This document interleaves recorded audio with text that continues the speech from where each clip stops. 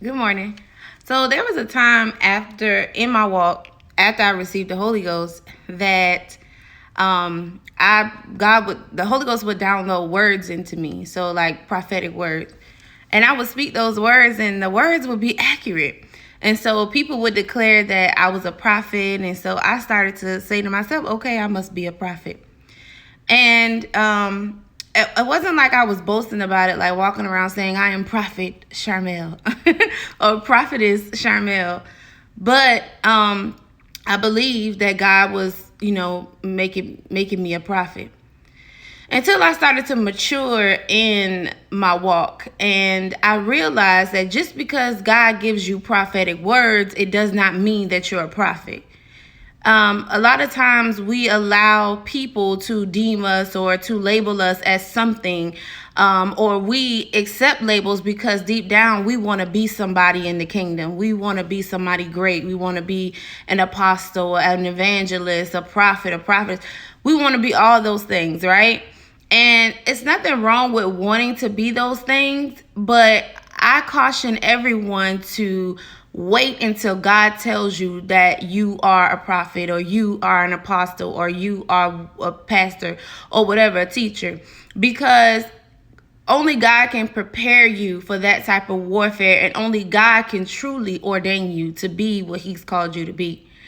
Another thing is, I I think that a lot of my warfare came from that. And then I realized something. I said, God, you never blatantly told me I was a prophet. You've given me prophetic words. The words have been accurate, but you never declared me a prophet.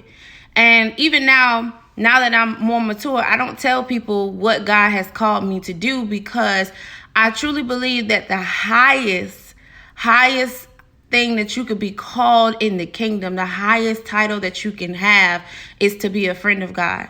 In John 15:15, he talks about, I no longer call you servants, but I call you friend, because I hide no good thing from you. And a lot of people, and especially in the world where we are today, where everybody wants a label, everybody want to be a prophet, everybody want to be a pastor, everybody want to be everything, right? And God is not really, he's not phased by labels. And if you want a label, the best label that you can have is to be a friend of God, where you hone that relationship with Him, where you two get to know each other. You're intimate with Him. You spend time with Him. You set aside time for Him.